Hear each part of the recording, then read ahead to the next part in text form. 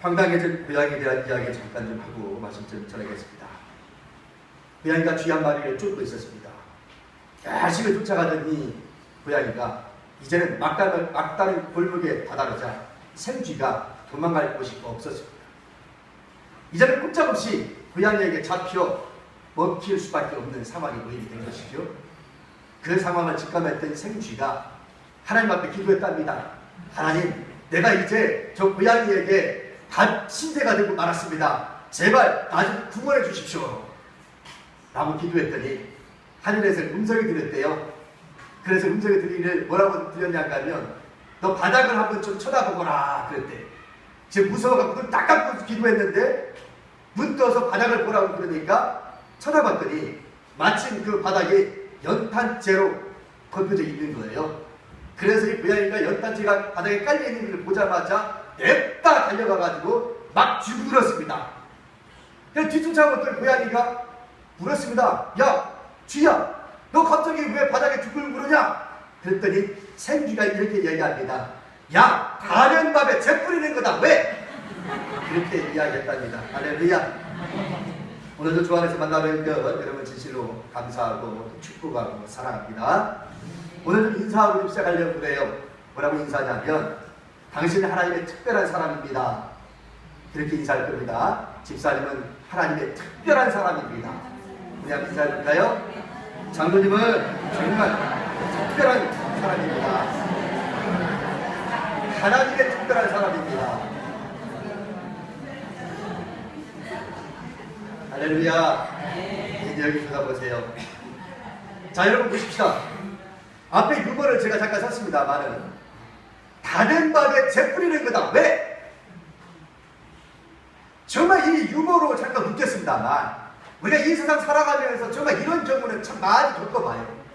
동창회를 갔더니 막 이루어지는 찰나에 다른 밥에 재 뿌리는 사람 있지요?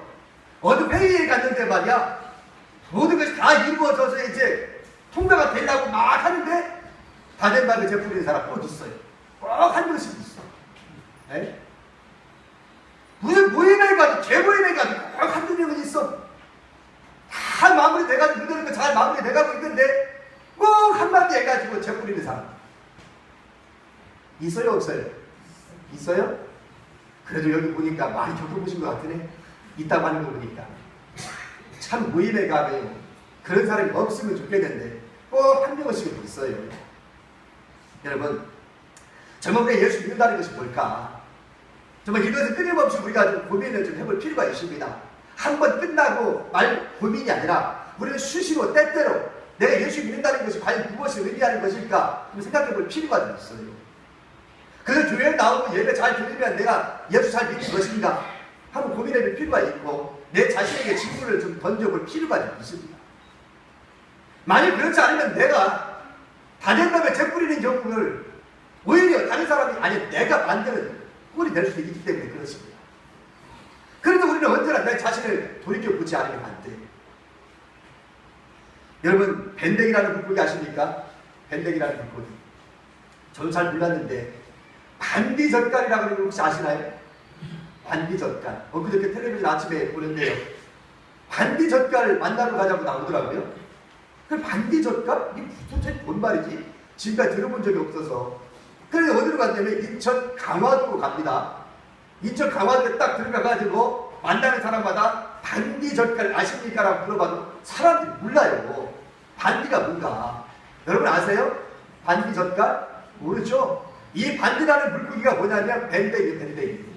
알고 보니까 밴댕이야. 나도 몰랐는데 이번에 보면서 알았어요. 근데 강화도에 가면 이 밴댕이 회가 유명하답니다. 이 밴댕이라고 하는 이 고기는 말이죠. 참 이상한 고기예요. 어부가 그물을 딱 던져가지고 그물에 딱 걸려버리잖아요. 그물에 걸리면요. 이게 대부분의 많은 물고기들이 파닥파닥 걸리면 살아나잖아요. 죽이기 전까지는. 근데 이 밴댕이라는 이 물고기는요. 그물에 딱 닿고 어부에게 딱 붙잡히면요. 지가 승질을 못 이겨도 지가 죽는답니다. 얼마나 승질이 급한지. 이 밴댕이라는 거. 그래서 우리가 그 얘기할 때 가끔 그런 얘기 쓰잖아요. 자기 승질을 못 이기고 막 화를 내는 사람들은 아이고 밴댕이 손만도 못해. 어째 소가지가 그렇게 밴댕이 소갈대기 마냥 그런 말 써야 안 써요? 쓰죠.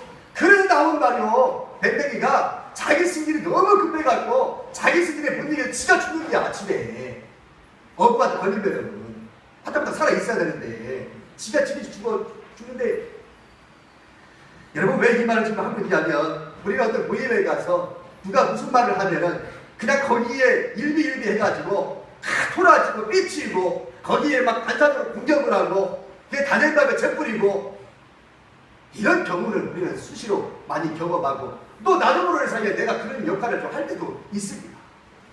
그래도 정말 예수 믿는다는 것이 뭘까라는 생각을 필요가 좀 있다고 하는 것이지. 오늘 본문의 이 말씀은요 사도 베드로가 쓴 편지입니다. 소아시아에 흩어져 있는 성도들에게 쓴 편지인데 그 소아시아에 펼쳐져 있는 그 성도들이 도대체 어떤 상황에 있길래 이 말씀을 썼을까? 그럼 베드로 전서와 베드로 후서가 있는데 베드로 전서 오늘 읽었어요. 이 베드로 전서는 지금 당시에 이 편지를 쓸 당시에는 기독교인들이 많은 핍박을 당하고 있었던 때입니다. 그러다 보니까 성도들이 한 군데 모여 있지 못했어요. 여기저기 다 흩어져가지고 기독교인들이 산속에 들어가고 불을 파서 그 동굴 속에서 신앙생활을 해 나가는데 어떻게 보면 신앙생활을 했다기보다는 신앙생활을 연명했다고 하는 것이 더 정확한 답이라고 보여질 겁니다. 제가 여기 등장하고 있는 소아시아의 그 지방 중에서 제가 가바두기아라고 하는 곳을 성지순례하면서 가봤습니다. 거기에 갔더니요 그 동굴마다 수도원들이 그렇게 많이 있어요. 그래서 그 동굴들을 쓰게 들어가면 파가지고 방을 만들어서 그곳에서 예배를 드리고 그곳에서 집단 생활을 같이 하면서 공동체 생활을 하면서 자신들의 신앙을 직접 나갔습니다.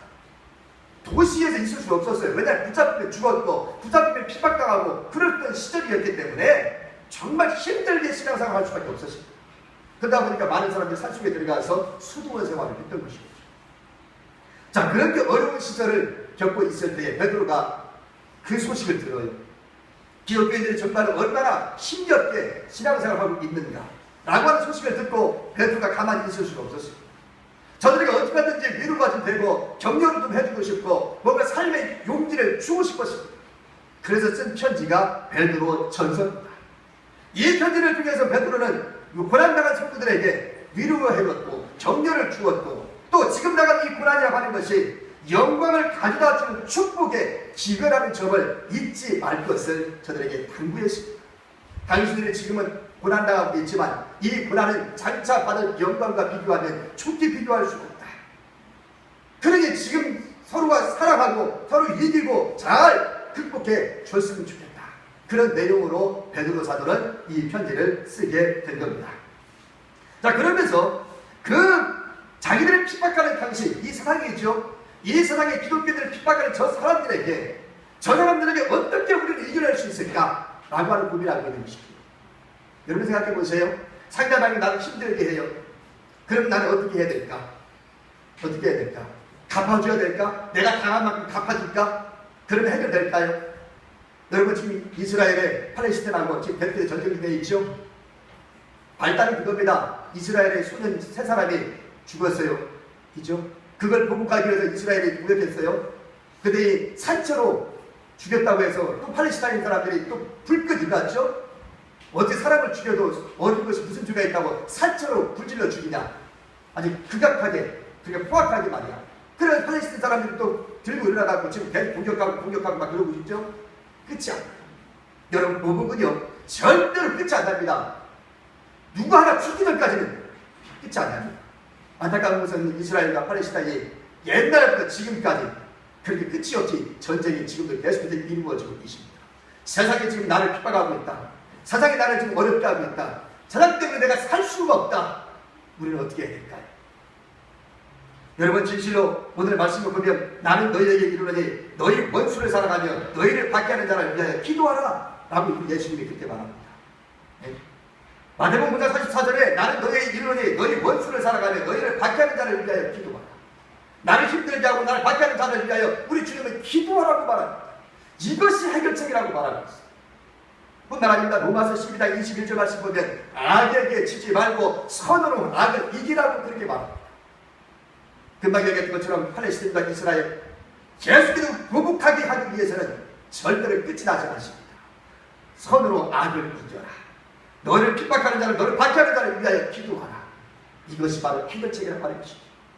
그러면서 당시 불안당하고 있는 백성들에게, 당시 기독교인들에게 사도 베드로는 아주 엄격한 잣대를 요구하고 있습니다. 그것이 오늘 읽었던 15절과 16절 말씀입니다. 오늘 15절과 16절 다시 한번 좀 볼까요? 베드로전서 1장 15절 16절. 오직 너희를 부르신 거룩한 이처럼 너희도 모든 행실에 거룩한 자가 되라. 기록되어 있으되 내가 거룩하니 너희도 거룩할지어다 하셨느니라. 여러분, 이 말씀 보면요, 조금 너무하다 싶다 생각이 들어요.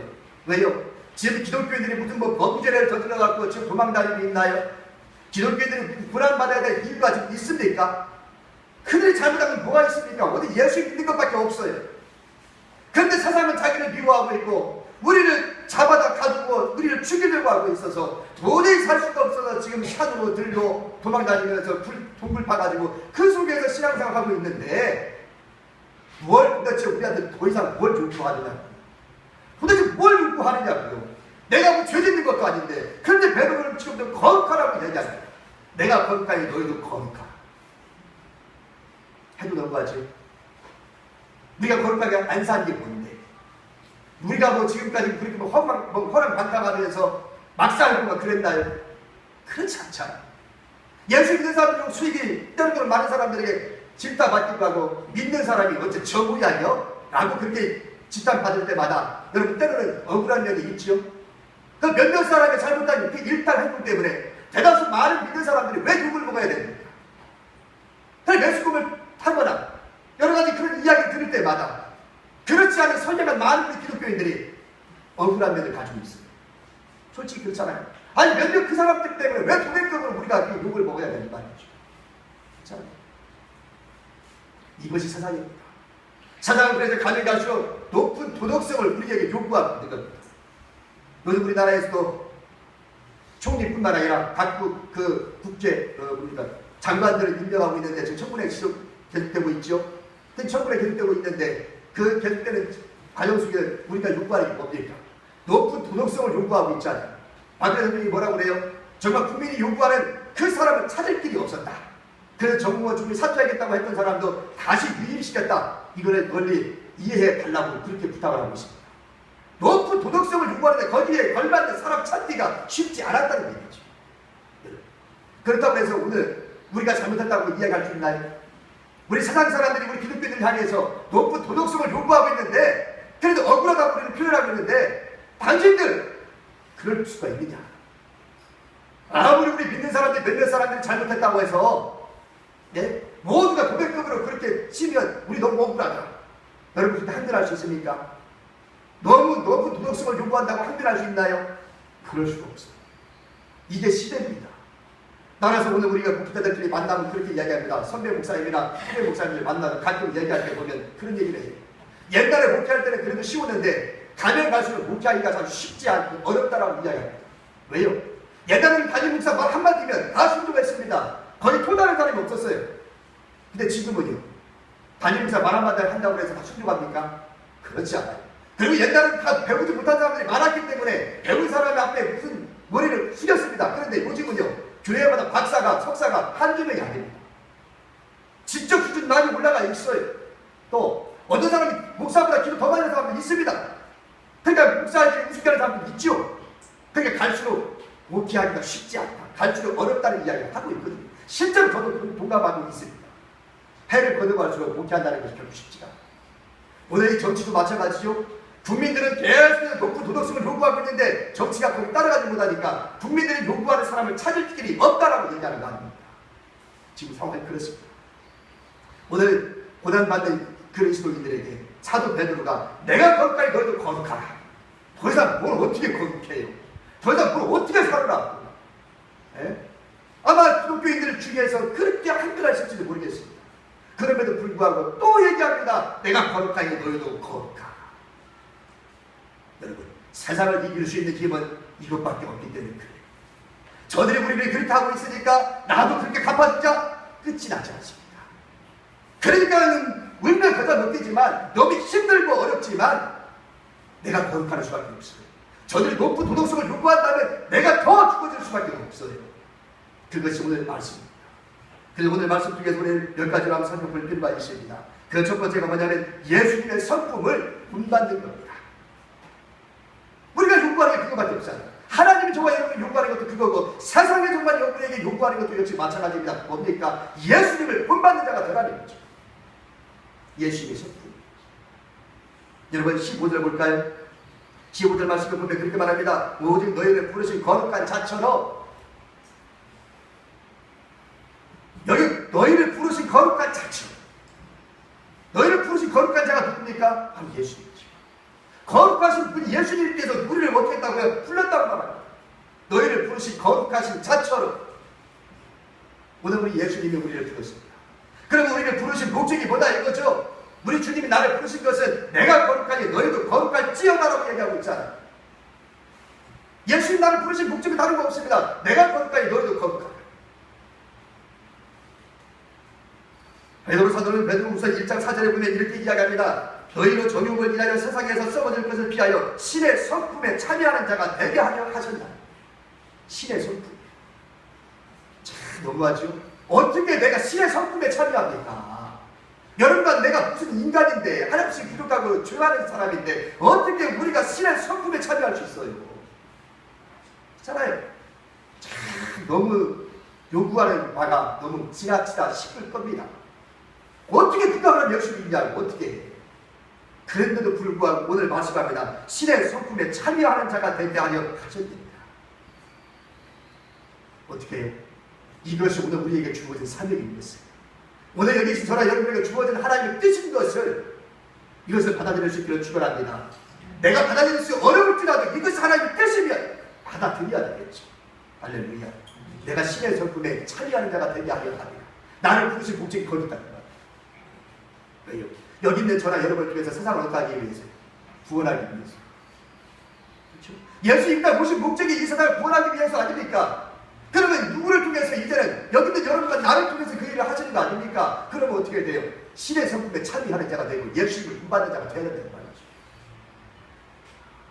왜요? 저 밖에 있는 사람들이 예수님 바라봅니까? 예수 보이지 않는 예수님 어떻게 바라봐요? 그래 누굴 바라보고 예수 믿어요? 여러분들 여기 계신 저랑 여러분을 보고 예수 믿어요. 있습니까? 그렇잖아요. 현실적으로 좀 얘기해보자고요. 저 사람들 우리 보고 예수 믿지 예수님 보고 예수 믿습니까? 아니란 말이죠.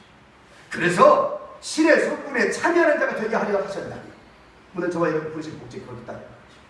그래서 예수님을 믿기 전보다는 분명 예수 믿은 이후에는 말이 달라져야 되고 행동이 달라져야 되고 사랑도 있어야 되고 인내도 있어야 되고 이것저것 바뀌는 것이 많아야만 합니다. 우리 행여나 삶 속에서 이만하면 되었지 뭘. 혹시 그런 생각 들 때가 있나요? 이만하면 되었지. 나만큼만 믿으라고 해. 세상에 나만큼만 믿으라고 해. 혹시 그런 생각 드십니까? 천만의 만만의 말씀입니다. 네? 이만하면 되었지. 언제나 우리는 항상 내가 부족하다는 것을 기억해야만 합니다. 그래서 바울 사도는 빌립보서 3장 12절에 이렇게 얘기하지. 내가 얻었다 함도 아니요 온전히 이루었다 함도 아니라 오직 내가 그리스도 예수께 잡힌 바 된 그것을 잡으려고 쫓아가노라. 할렐루야. 오늘 바울 사도가 그럽니다. 내가 얻었다 함도 아니라 내가 이루었다 함도 아니라 오직 내가 그리스도 예수께 잡힌 바 된 그것을 잡으려고 쫓아가노라. 아직 멀었어. 이만하면 되었지? 천만의 만만. 이만하면 되었지. 여러분 우리의 삶 속에 그 말, 그 생각조차 갖지 말기를 축원합니다. 바울 사도는 자신이 언제나 아직도 부족한 것이 것처럼 그를 언제나 말을 했습니다. 그래서 빌립보서 4장 11절과 12절 말씀 보면 내가 궁핍함으로 말하는 것이 아니라 어떠한 형편에든지 내가 자족하기를 배웠노니 내가 비천에 처할 줄도 알고 풍부에 처할 줄도 알아 모든 일에 배부르며 배고픔과 풍부와 궁핍에도 일체의 비결을 배운다. 그렇게 얘기합니다. 일체의 비결을 배운다. 여러분 그렇습니다. 그래서 언제나 내 자신을 하나님의 성품, 예수님의 성품을 닮아갈 수 있는 자까지 내가 올라갈 겁니다. 이 목표가 우리가 잡아야 되겠죠. 내가 감당할 수 없을지라도 그것이 주님이 우리에게 원하시는 거라면 그렇게 가야 되겠죠. 그 다음에 두 번째는요. 그렇다면 이런 온전한 성품을 우리가 위해서는 뭐를 해야 되냐? 자신을 버려야만 합니다. 자신을 버려야 돼. 오늘 본 말씀 보면 14절에 그렇게 이야기하면 너희가 순종하는 자식처럼 이전 알지 못할 때에 쫓던 너희의 사육을 본받지 말고 말이죠. 순종하는 자식처럼 이전 알지 못할 때에 쫓던 사육을 본받지 말고.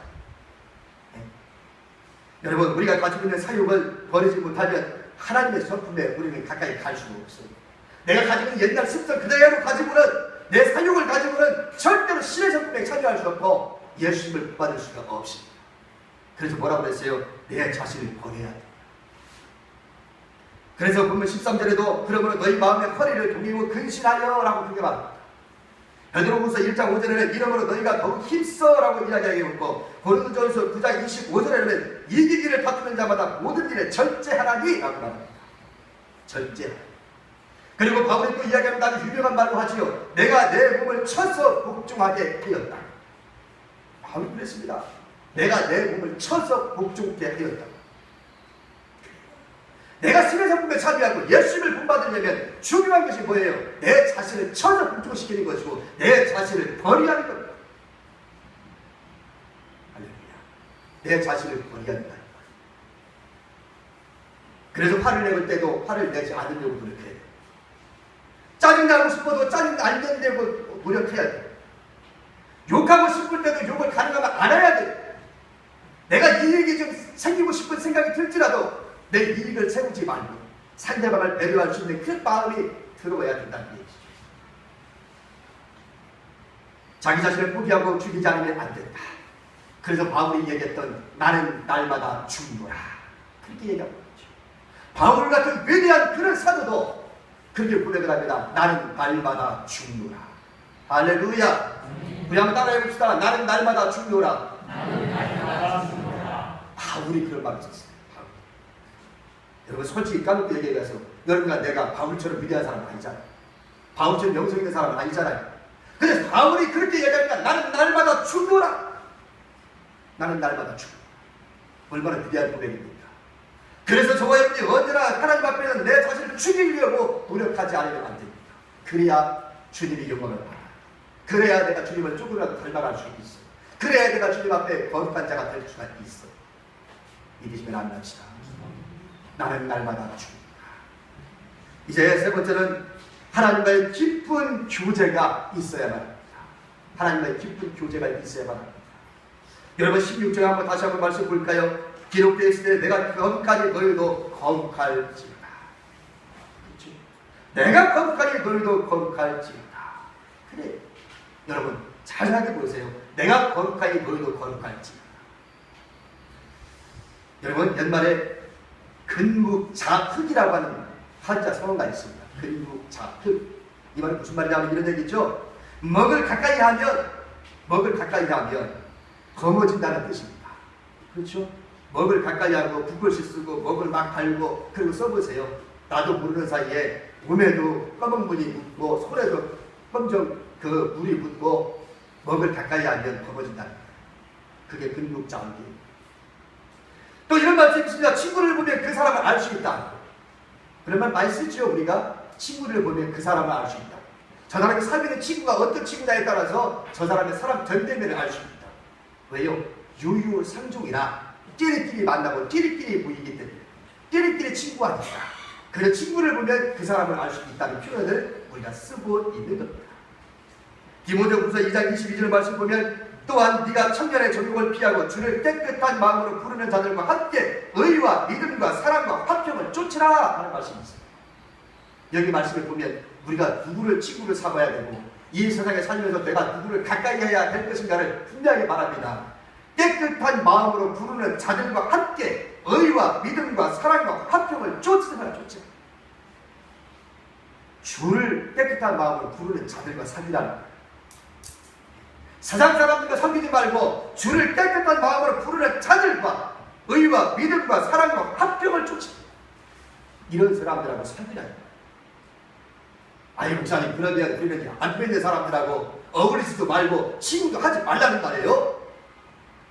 그렇게 반문할지 모르겠지만 결코 그것은 아닙니다. 누구를 가까이 하고 지낼 거냐. 우리의 이웃을 만나거나 믿지 않는 사람을 만날 때는 분명한 목적이 하나 있어야 돼요. 그분들은 어떻게 하기 위해서 예수 믿게 하기 위해서. 그래서 만나는 거지. 아멘. 그래서 만나는 거지. 저 사람들과 친구하고 저 사람들과 즐겁고 저 사람들과 함께 먹고 마시고 놀라고 만납니까? 그건 아니라. 우리가 만나는 목적은 분명한 거예요. 그분을 어떻게든 예수 믿는 사람 만들어서 천국 가게 만들고 구원받게 하기 위해서 우리가 만나는 거지. 그 목적이 흐트러져서는 안 됩니다. 만나되 말라는 얘기가 아닙니다. 만나셔야죠. 만나되 거룩함을 유지하고 만나야지. 그 속에 함께 들어가갖고 나도 거기에 꺼머져가지고 그냥 물인지 술인지 물탄 듯 그냥 술에 탄 듯 뭐 이렇게 하지 말고 분명한 자기 정체성을 가지고 만나야지. 그리고 오늘 말씀하고 있는 거 아닙니까? 주를 깨끗한 마음으로 부르는 자들과 함께 의와 믿음과 사랑과 화평을 쫓으라. 자신의 그 중심을 잃어서는 안 되는 것이죠. 바울 사도는 디모데에게 그렇게 편지합니다. 겸연한 사람들과 가능하면 어울리라. 그런 사람은 나도 거머질 수 있습니다. 그래서 예수님을 믿고 신앙이 성숙해져 가면 세상 친구들은 자연스럽게 멀어지게 됩니다. 그리고 새로운 관계를 유지해 나가려고 그럽니다. 과거의 욕심 다 버리지 못한 채, 과거의 친구들 끊어지지 못한 채 여전히 한 발은 세상에 한 발은 교회에 두고 살 수는 없습니다. 그렇게도 누가 거룩한다고 얘기할 수 있겠어요? 주변에 많은 사람들이 나를 거룩하다고 누가 얘기할 수 있겠어요? 나를 거룩하다고 얘기하지 않는 한 우리는 이 세상을 이길 수가 없습니다. 거룩함으로 우리는 세상을 이길 수 있고 핍박받고 어렵고 불안당한 이 세상에서 우리는 거룩함으로 이길 수가 있다는 겁니다. 이제는 결론을 맺어보려고 합니다. 북아프리카에 성자라고 일컬어지는 사람이 하나 있었답니다. 그래서 여행객 한 분이 지나가다가 물었대요. 하도 당신에 대해서 성자라고 막 훌륭한 사람이라고 얘기해 주길래 쫓아가서 물었답니다. 아니 어떻게 사람들이 당신을 가리켜서 성자라고 부릅니까? 라고 물었답니다. 그랬더니 이 사람은 뭐 하는 사람이냐면 길에서 구두를 수선해주는 수선공이야.